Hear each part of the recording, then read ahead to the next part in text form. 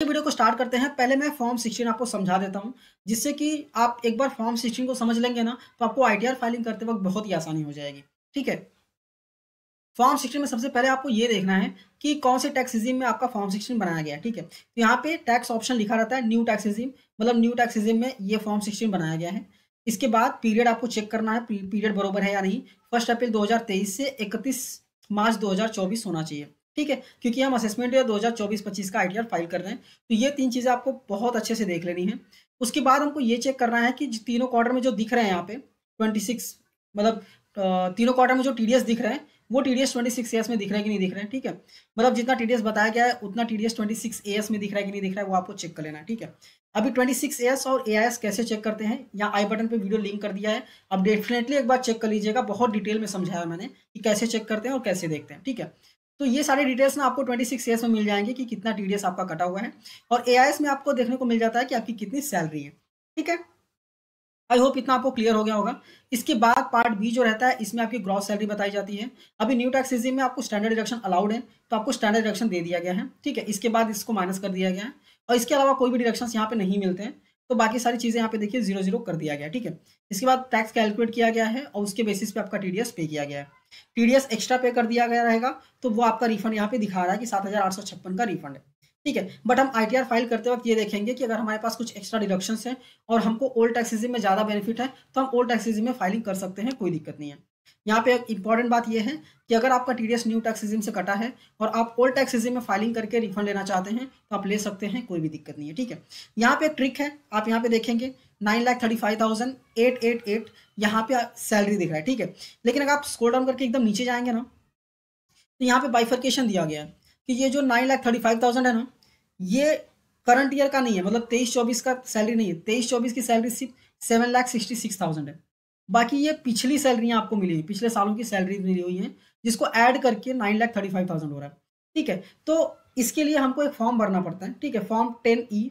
ठीक है, इसके लिए हमको रिलीफ मिलता है सेक्शन 89 में, और रिलीफ लेके हम आईटीआर फाइल कर सकते हैं। तो ये चीज़ें आपको ध्यान में रखनी है कि आपका बाइफर्केशन देख लेना है कि जितनी भी सैलरी मिली है, सारी सैलरी आपकी करंट ईयर की है या नहीं है। अगर सारी सैलरी करंट ईयर की नहीं है, तो आप रिलीफ ले सकते हैं सेक्शन 89 में। ठीक है, मैं यहाँ पे एज्यूम करता हूँ कि ये चीज़ें आपके केस में नहीं है। ठीक है, ये चीज़ें आपके केस में नहीं है, आपके पास सिर्फ इतना ही है जिसमें आपकी ये करंट ईयर की सैलरी है, स्टैंडर्ड डिडक्शन है, और यहाँ पे सारी चीज़ें आपकी हैं। ठीक है, अगर आपके केस में ये रहेगा, तो डेफिनेटली आप मुझे इंस्टाग्राम पे मैसेज कीजिएगा और मैं आपकी फाइलिंग करके दूंगा, क्योंकि ये चीज़ें फिल करने में आप गलती करेंगे। ठीक है, तो ये चीज़, इतनी चीज़ें आपके पास हैं, ये चीज़ें आपने कंफर्म कर ली। अभी आपको ये देखना है कि आपके पास टोटल डिडक्शंस है कितना, क्या आपके पास कोई लोन वगैरह है। ठीक है, कि क्या आपने कुछ इन्वेस्टमेंट्स किया हुआ है। अगर आप 80C में देखें तो बहुत सारे इन्वेस्टमेंट्स के डिडक्शन आपको 80C में मिल जाते हैं, जैसे एफडी हो गया, फिक्स डिपॉजिट्स हो गए, अगर 5 साल वाली की है आपने तो उसके डिडक्शन मिल जाएंगे आपको। आपने एलआईसी किया हुआ है तो उसमें मिल जाता है डिडक्शन। ठीक है, इसके बाद अगर आपने ईएलएसएस म्यूचुअल फंड में इन्वेस्टमेंट्स किया हुआ है, आपके बच्चे हैं, आप उसका ट्यूशन फीस पे करते हैं। ठीक है, तो ये सारे डिडक्शन आपको सेक्शन 80C में मिल जाते हैं। इसके बाद सेक्शन 80D में आपने कोई हेल्थ इंश्योरेंस का प्रीमियम पे किया हुआ है, तो उसके भी डिडक्शंस मिल जाते हैं। अगर आपने हाउसिंग लोन वगैरह लेके रखा है, तो उसका प्रिंसिपल का पेमेंट 80C में मिल जाता है। इसके बाद जो इंटरेस्ट वगैरह रहता है, उसका डिडक्शन आपको सेक्शन 24 में मिल जाता है। देखिए यहाँ पे ना सेक्शन 24, यहाँ पे 2 लाख तक का डिडक्शन आपको मिल जाता है। तो आप एक बार चेक कीजिएगा कि आपका डिडक्शन कितना है। ठीक है, और फिर कंपेयर कीजिएगा कि कौन सा टैक्स रिजीम आपके लिए बेनिफिशियल है। अभी सवाल ये आता है कि हम कंपेयर कैसे करेंगे कि कौन सा टैक्स रिजीम हमारे लिए बेनिफिशियल है, तो भी मैं आपको बता देता हूँ।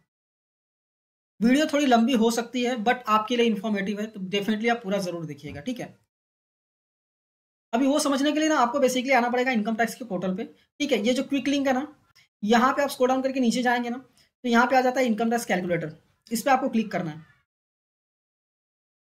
क्लिक करने के बाद यहाँ कुछ भी नहीं करना है, सीधा यहाँ पे टोटल इनकम दिख रहा है और टोटल डिडक्शन दिख रहा है। टोटल इनकम, अगर आपकी सैलरी इनकम है तो 50,000 माइनस करने के बाद यहाँ पे लिखिएगा। ठीक है, इसके बाद डिडक्शन लिखिएगा, ये आपको बता देगा कितना टैक्स आपको ओल्ड टैक्स रिजीम में आएगा, कितना न्यू टैक्स रिजीम में। एग्जाम्पल ले लेते हैं। ठीक है, हमारा इनकम कितना है, 50,000 लेस करने के बाद 8,85,888। ठीक है, 885,888। ठीक है, ये हमारा इनकम है। इसके बाद कितना टैक्स आ रहा है, इस पर न्यू टैक्स रिजीम कितना आ रहा है, 45,331। ये देखिए 45,333 करके आ रहा है, अप्रोक्सीमेटली उतना ही आ रहा है टैक्स। ठीक है, तो ये आपका न्यू टैक्स रिजीम में है। अभी ओल्ड टैक्स रिजीम में कितना आ रहा है, 93,000। ये इसलिए आ रहा है क्योंकि आपके पास कोई डिडक्शन नहीं है। एग्जाम्पल लेते हैं कि आपके पास डिडक्शन है, मान लीजिए आपने हाउसिंग लोन लिया हुआ है, उस पर आप इंटरेस्ट पे कर रहे हैं और प्रिंसिपल अमाउंट भी पे कर रहे हैं, ठीक है, तो मैक्सिमम आपको 3.5 लाख तक का यहाँ पे डिडक्शन मिल जाता है, ठीक है। तो यहाँ पे अभी जैसे ही आप यहाँ पे डिडक्शन लेंगे ना, ये देखिए ओल्ड टैक्स रेजिम में सिर्फ 20,000 का टैक्स है, न्यू टैक्स रेजिम में 43,000 का, मतलब जो एक्स्ट्रा कटा है वो आपको रिफंड मिल जाएगा। अभी ये तो मैंने सिर्फ 2 ही डिडक्शन लिए हुए, एक हाउसिंग लोन का, ठीक है। अगर आपका बेसिकली मेडिक्लेम्स वगैरह भी है ना, तो उसका भी आप ऐड कर सकते हैं। तो मैं यहाँ पे एग्जांपल लेता हूँ कि आप ओल्ड टैक्स रेजिम में फाइल कर रहे हैं कुछ डिडक्शंस वगैरह लेके, जिससे कि आपको ये समझ में भी आ जाएगा कि ओल्ड टैक्स रेजिम में कैसे फाइल करते हैं अगर टीडीएस न्यू टैक्स रेजिम में कटा है तो, ठीक है। तो आइए अभी लॉगिन कर लिया हमने इनकम टैक्स के पोर्टल पे। लॉगिन करने के बाद ई फाइल सेक्शन में जाएंगे, income tax return, file income tax return पे क्लिक करना है। यहाँ पे असेसमेंट चूज करना है 24-25, ऑनलाइन मोड सेलेक्ट करना है और कंटिन्यू पे क्लिक करना है। अगर आप कुछ फाइल कर रहे थे तो रिज्यूम फाइलिंग आएगा, बट हम स्टार्ट करने वाले न्यू, तो हम स्टार्ट न्यू फाइलिंग पे क्लिक करेंगे। इंडिविजुअल सेलेक्टेड आएगा, कंटिन्यू पे क्लिक करना है। यहाँ पे हम ITR 1 चूज करने वाले हैं, ठीक है। मैं यहाँ पे एज्यूम करता हूँ कि आपकी सिर्फ और सिर्फ सैलरी इनकम है, सैलरी इनकम के अलावा और कोई इनकम नहीं है। जैसा कि मैंने आपको बताया कि आई बटन पे लिंक किया है 26 ईयर्स और AIS डेफिनेटली चेक करिएगा। AIS में अगर आपको सैलरी के अलावा कोई इनकम दिखता है, ठीक है, तो मुझे कमेंट कीजिए और मुझे इंस्टाग्राम पे मैसेज कीजिए, मैं आपको बताऊंगा कौन सा फॉर्म आपको फिल करना है। अगर आप खुद से फिल कर पाएंगे तो ठीक है, नहीं फिल कर पाएंगे तो हम आपको फिल करके देंगे। यहाँ पे ITR 1 चूज कर लिया, प्रोसीड विद ITR 1 पे हमने क्लिक कर दिया है। यहाँ पे आता है लेट्स गेट स्टार्टेड, इस पर हम क्लिक करेंगे। यहाँ पे पहला वाला ऑप्शन चूज करना है, taxable income is more than basic exemption limit, और कंटिन्यू पे क्लिक कर देना है। क्लिक करेंगे तो यहाँ पे ओके करना है इसको। ये रिटर्न की समरी है जो आपको फिल करना रहता है। यहाँ पे आपको क्लिक करना है, पहला पर्सनल इन्फॉर्मेशन पे क्लिक करना है, ठीक है। जैसे ही पर्सनल इन्फॉर्मेशन पे क्लिक करेंगे आपके सारे पर्सनल इन्फॉर्मेशन आ जाते हैं, उसको मैंने यहाँ पे हाइड कर दिया है। फिर नीचे स्क्रॉल करेंगे तो नेचर ऑफ एम्प्लॉयमेंट आता है, वो आपको यहाँ पे सेलेक्ट कर लेना है। सेंट्रल में, स्टेट में, वो आपको यहाँ पे सेलेक्ट कर लेना है, ठीक है। तो सेंट्रल गवर्नमेंट रहता है तो यहाँ पे मैंने सेलेक्ट कर लिया। फाइलिंग सेक्शन 139(1) ही रहता है, तो आपको यही रहने देना है, ऑटो सेलेक्टेड है। इसके बाद यहाँ पे पूछता है कि क्या आप ओल्ड टैक्स रेजिम में फाइल करना चाहते हैं क्या, तो मैं यस करूँगा। मैं ओल्ड टैक्स रेजिम में फाइलिंग करना चाहता हूँ, इसलिए मैं यहाँ पे यस करूँगा। अगर मुझे न्यू में करना रहता तो मैं इसको नो ही रहने देता, ठीक है। स्क्रॉल करके नीचे आएंगे, बैंक अगर आपका ऐड है तो ठीक है, नहीं ऐड है तो ऐड अनदर पे क्लिक करना है। आपको अपना बैंक अकाउंट नंबर डालना होगा। उसके बाद आपका अकाउंट टाइप सेलेक्ट करना होगा कि सेविंग है, ठीक है, वो सेविंग सेलेक्ट करना होगा। उसके बाद IFSC कोड डालना होगा। IFSC कोड डालने के बाद नीचे आएगा क्या आप रिफंड के लिए नॉमिनेट करना चाहते हैं, तो उसको यस करना होगा। यस करने के बाद आपको ऐड पे क्लिक करना है, ऐड हो जाएगा, फिर वापस आपको यही इसी पेज पे लेके आएगा, ठीक है। उसके बाद यहाँ पे कन्फर्म पे क्लिक कर देना है। जैसे ही क्लिक करेंगे आपने पर्सनल इन्फॉर्मेशन प्रॉपर्ली फिल कर दिया है। अब आएगा ग्रॉस टोटल इनकम। और एक बात और ध्यान रखनी है, अगर आपका TDS प्रॉपर्ली कटा हुआ है तो मैक्सिमम सारी चीज़ें फिल करके आती हैं, ठीक है। ये सारी चीज़ें फिल करके आती हैं, मैं आपको बता रहा हूँ कैसे फिल करना है, इसलिए मैं सारी चीज़ें फिल करके बता रहा हूँ, बट सारी चीज़ें फिल करके आती हैं, आपको बस चेक करना होता है। इसके बाद यहाँ पे स्किप द क्वेश्चन पे क्लिक करना है और यस करना है। ये जो दिख रहा है ना आपको, ये सारी चीज़ें फिल होके आएंगी। आपको सिर्फ एडिट करना, अगर आप एडिट करना है तो एडिट कीजिए, अगर सारी चीज़ें परफेक्ट लग रही है तो एडिट भी करने की जरूरत नहीं है, सीधा स्क्रॉल डाउन करके नीचे देखना और कंफर्म पे क्लिक कर देना है। बट यहाँ पे सारी चीज़ें मैं बता रहा हूँ इसलिए मैं एडिट पे क्लिक करूँगा।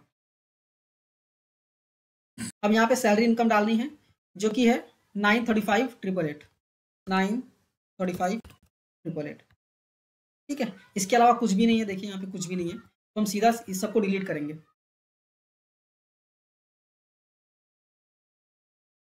ये स्टैंडर्ड डिडक्शन ऑटोमेटिकली आ गया है, 50,000 आ गया है, और सेव कर देना है आपको। सेव होने के बाद अगर आपका हाउसिंग, जैसा मैंने आपको बताया, अगर आपका हाउसिंग लोन चल रहा है तो ऐड एडिट पे क्लिक करना है आपको। और यहाँ पे अगर सेल्फ ऑक्यूपाइड है तो सेल्फ ऑक्यूपाइड पे क्लिक करना है। और आपका जितना भी इंटरेस्ट रहेगा वो इंटरेस्ट आप यहाँ पे डाल सकते हैं। मैक्सिमम 2 लाख तक का डिडक्शन मिलता है, उससे ज़्यादा डिडक्शन आपको नहीं मिलता है, ठीक है। और ऐड पे क्लिक कर देना है। अगर ये सारी चीज़ें नहीं हैं तो फिल करने की ज़रूरत नहीं है, ठीक है। हाउस प्रॉपर्टी का लोन नहीं चल रहा है तो कुछ भी फिल मत कीजिए, छोड़ दीजिए। इसके बाद स्क्रॉल डाउन करके नीचे आएंगे तो कोई इनकम टैक्स रिफंड पिछला आया रहेगा, उसका इंटरेस्ट यहाँ पे आपको देखने को मिल जाता है। बाकी सेविंग बैंक का इंटरेस्ट सबके पास रहता है तो आप ऐड कर सकते हैं। ऐड अनदर पे क्लिक करेंगे, ये रहा सेविंग बैंक इंटरेस्ट, तो आप ऐड कर दीजिए। सेविंग बैंक में जो भी इंटरेस्ट आ रहेगा वो आप ऐड करके यहाँ पे लिख सकते हैं। मैं एग्जांपल लेता हूँ 500 है, ठीक है।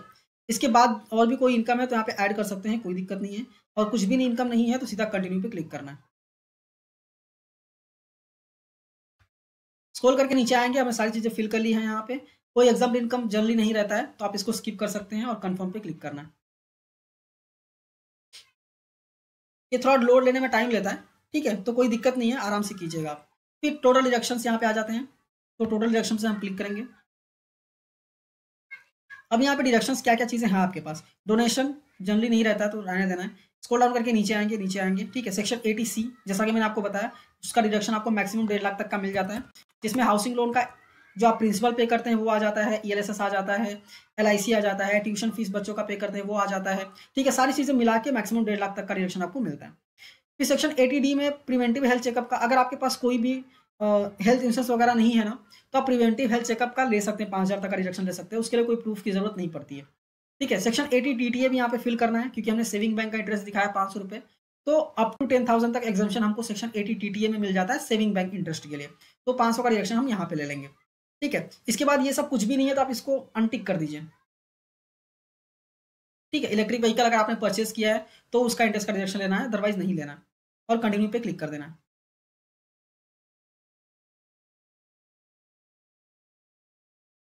स्क्रॉल करके नीचे आएंगे, सेक्शन 80C 1.5 लाख मैंने पूरा ले लिया है। सेक्शन 80D जैसा कि मैंने आपको बताया, आपको एडिट पे क्लिक करना है। कोई हेल्थ इंश्योरेंस अगर आपके पास नहीं है तो भी अप टू 5,000 तक का आप डिडक्शन ले सकते हैं, कोई दिक्कत नहीं है, ठीक है। यहाँ पे पहला आता है कि आपकी फैमिली सीनियर सिटीजन है, पेरेंट्स को छोड़ के। अगर सीनियर सिटीजन है तो यस कीजिए, जनरली नहीं रहते हैं, ठीक, तो नो करना है आपको, ठीक है। नो करने के बाद हेल्थ इंश्योरेंस कुछ पे किया है तो भी आप यहाँ पे ले सकते हैं, मैक्सिमम 25,000 तक का डिडक्शन मिलता है। प्रिवेंटिव हेल्थ चेकअप के मैक्सिमम 5,000 मिलता है, मतलब दोनों मिला के 25,000 होते हैं, ठीक है। नीचे आइए, अगर आपका पेरेंट्स जो हैं और सीनियर सिटीजन है तो आप यस कर सकते हैं, और यस करने के बाद अगर उनका हेल्थ इंश्योरेंस पे कर रहे हैं तो आपको यहाँ पे डालना है। प्रिवेंटिव हेल्थ चेकअप कुछ किया तो यहाँ पे डालना है, और हेल्थ इंश्योरेंस वगैरह नहीं है तो मेडिकल एक्सपेंडिचर कुछ किया तो आपको यहाँ पे डालना है, ठीक है। अगर सीनियर सिटीजन होते हैं पेरेंट्स तो मैक्सिमम 50,000 तक का रिडक्शन आपको मिलता है। मेरे केस में मैं बेसिकली नहीं ले रहा हूँ, तो नॉट क्लेमिंग पे क्लिक करूंगा मैं, ठीक है, और सेव पे क्लिक कर दूंगा। तो सेक्शन 80C बरोबर हो गया, 80D भी बरोबर हो गया। इसके बाद 80 TTA है, जो कि 500 का डिडक्शन मुझे मिल जाएगा सेविंग बैंक का जो इंटरेस्ट मैंने ऐड किया था, ठीक है। तो ऐड 80 TTA पे क्लिक करना है, और यहाँ पे 500 आप ले सकते हैं, कोई दिक्कत नहीं है, ठीक है।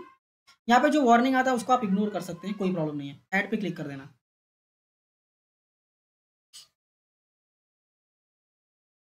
ठीक है। 80C हो गया, 80D हो गया, 80 TTA भी हमने ले लिया यहाँ पे। अब स्क्रॉल करके नीचे आएंगे, इसके अलावा और कोई डिडक्शन है तो आप यहाँ पे ऐड कर सकते हैं, ठीक है। सो और डिडक्शंस पे आप क्लिक करेंगे ना, तो जितने भी डिडक्शन सारे आपको दिख जाएंगे। कोई ऐसा और डिडक्शन है जो आप लेना चाहते हैं तो ले सकते हैं, कोई दिक्कत नहीं है। कोई डिसेबल्ड है आपके घर पे तो उसका डिडक्शन आप यहाँ पे ले सकते हैं, ठीक है। और 80G कोई डोनेशन आपने दिया तो उसका डिडक्शन ले सकते हैं आप, ठीक है। इसके बाद अगर आपने इलेक्ट्रिक व्हीकल खरीदा हुआ है, ठीक है, तो उस पर जो पेमेंट वगैरह कर रहे हैं वो आप यहाँ पे ले सकते हैं, ठीक है। अगर नहीं है तो कोई दिक्कत नहीं है, आप सीधा कन्फर्म पे क्लिक कर दीजिए। यहाँ पे जो डिडक्शंस थे मैंने प्रॉपर्ली यहाँ पे ले लिए हैं, तो 3 चीज़ हमने प्रॉपर्ली फिल कर दी। अब आ जाता है टैक्सेस पे। टैक्सेस पे में जो भी TDS कट रहता है वो सारे ऑटो पॉपुलेट होते हैं, ठीक है, सारे ऑटो पॉपुलेट होते हैं, आपको फिल करने की जरूरत नहीं पड़ती है। और कहाँ पे जो सैलरी वाले TDS होते हैं वो फर्स्ट वाले कॉलम में रहते हैं, यहाँ पे दिखते हैं, ठीक है। और बाकी TDS सैलरी के अलावा कोई TDS आता है तो वो सेकंड में आता है। इसके बाद कोई टैक्स आपने पे किया तो वो यहाँ पे दिखता है, ठीक है। सैलरी का डिटेल जो है TDS वो ऑटो पॉपुलेट होके आएगा, आपको फिल करने की जरूरत नहीं पड़ती है। मैं यहाँ पे सिर्फ आपको फिल करके दिखा रहा हूँ, बाय एनी चांस अगर फिल करके नहीं आया तो कैसे फिल करना है, ठीक है। सो डिटेल्स पे क्लिक करना है, ऐड अनदर पे क्लिक करना है। यहाँ पे डिडक्टर का टैन डालना है, डिडक्टर का नाम डालना है, सैलरी डालनी है, और टोटल कितना टैक्स डिडक्ट हुआ वो डालना है। टैन नंबर कहाँ से मिलेगा, टैन नंबर हमको यहाँ से मिल जाएगा, ये रहा डिडक्टर का टैन,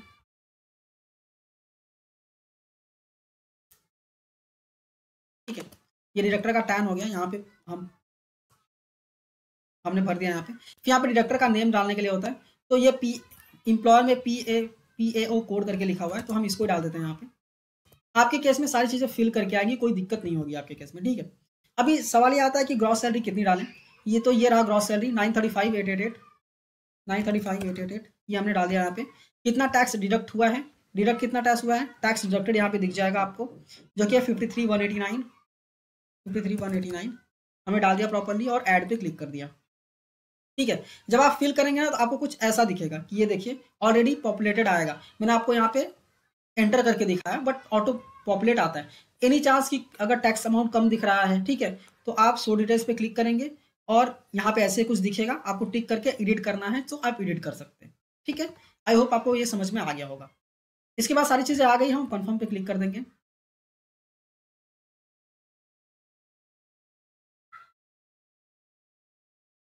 तो हमने 4 चीज़ें भर ली हैं, अब आता है टोटल टैक्स लायबिलिटी। ये ऑटोमेटिकली कैलकुलेट होता है। ठीक है, आपने सारी चीज़ें भर दी हैं, आपका इनकम कितना है वो आपने फिल कर दिया, डिडक्शन कितना है वो भी आपने फिल कर दिया। इसके बाद आपका नेट इनकम कितना आता है उस पर टैक्स कैलकुलेट होता है। ठीक है, टैक्स जितना आता है वो यहाँ पे दिख जाएगा आपको। टोटल टैक्स कितना है 19,000, उसके बाद कितना टीडीएस कटा है। ठीक है, वो नेक्स्ट में दिखेगा आपको। टीडीएस ऑलरेडी वहाँ पे हमने ऊपर ही देख लिया। टोटल 19,425 का टैक्स है, हम सीधा कंफर्म करेंगे यहाँ पे। आपके पास और कोई डिडक्शन है ना, तो वो डिडक्शन आप डाल सकते हैं और हो सकता है आपका ये टैक्स अमाउंट भी कम हो जाए या फिर जीरो हो जाए। ठीक है, प्रोसीड पे क्लिक करना है आपको। अब यहाँ पे कितना रिफंड बन रहा है वो आपको यहाँ पे देखने को मिल जाएगा। ठीक है, और यहाँ पे आपको प्रीव्यू रिटर्न पे क्लिक कर देना है। यहाँ पे आपको ये टिक करना है। ठीक है, स्क्रॉल करके नीचे आना है, प्रोसीड टू प्रीव्यू पे क्लिक करना है। ठीक है, तो ये पूरा फॉर्म आपका आ जाएगा, आप इसको प्रॉपर्ली चेक कर लीजिएगा, जो चीज़ आपने फिल की है बराबर फिल की है या नहीं। ठीक है, उसके बाद स्क्रॉल डाउन करके एकदम नीचे आना है आपको। जैसे नीचे आएंगे यहाँ पे प्रोसीड टू वैलिडेशन का ऑप्शन देखने को मिल जाएगा, इस पे आपको क्लिक कर देना है। जैसे ही क्लिक करेंगे वैलिडेशन सक्सेसफुल आ गया, मतलब आपने आईटीआर फाइल करते वक्त, फॉर्म को फिल करते वक्त कोई भी गलती नहीं की है। ठीक है, तो आई होप आपको क्लियरली समझ में आ गया होगा क्या क्या चीज़ें आपको चेक करनी है। पहला 26 ईयर्स और एआईएस आपको चेक करना है। दूसरा आपको ये चेक करना है कि आपकी सैलरी में कितना कंपोनेंट पिछले सालों का है। ठीक है, अगर पिछले सालों का कोई कंपोनेंट है तो उसका आपको एग्जम्पशन मिल सकता है। ठीक है, सेक्शन 89 में आपको रिलीफ मिल जाता है। सेक्शन 89 में रिलीफ कहाँ मिलता है वो भी मैं आपको दिखा देता हूँ, बट देखिए यहाँ पे एरर कुछ भी नहीं आया है। ठीक है, अब अगर आपको सेक्शन 89 का रिलीफ लेना ही है ना, तो आप मुझे कमेंट कीजिए या फिर इंस्टाग्राम पे मैसेज कीजिए। ठीक है, क्योंकि 89 वाला रिलीफ प्रॉपर्ली आप फिल नहीं कर पाएंगे, तो वो फिल हम करके देंगे, हमारा जो भी चार्जेस रहेगा हम आपको बता देंगे। ओके, तो आई होप ये वीडियो आपको अच्छा लगा होगा, और वीडियो अच्छा लगा तो इस वीडियो को जरूर लाइक कीजिएगा, अपने दोस्तों के साथ भी शेयर कीजिएगा। एंड एक सबसे इंपॉर्टेंट बात, हम म्यूचुअल फंड इन्वेस्टमेंट्स भी करवाते हैं। तो अगर आप म्यूचुअल फंड में इन्वेस्टमेंट करने के लिए इंटरेस्टेड हैं और समझना चाहते हैं कि म्यूचुअल फंड्स होता क्या है, म्यूचुअल फंड्स काम कैसे करता है, कितने रिटर्न्स मिलते हैं, ठीक है, तो सारी चीज़ें हम आपको बताएंगे। आप इंस्टाग्राम पे मैसेज कर सकते हैं या फिर कमेंट कर सकते हैं कि आपको आईटीआर फाइल करवाना है तो आईटीआर फाइल करवाने के लिए कमेंट कर सकते हैं, या फिर इन्वेस्टमेंट करना है तो इन्वेस्टमेंट करने के लिए आप कमेंट कर सकते हैं। ठीक है, हम कॉल पे डिस्कस करेंगे सारी चीज़ें म्यूचुअल फंड्स के बारे में। इसके बाद मैं आपको समझाऊंगा कि कौन से फंड्स आपके लिए सही हैं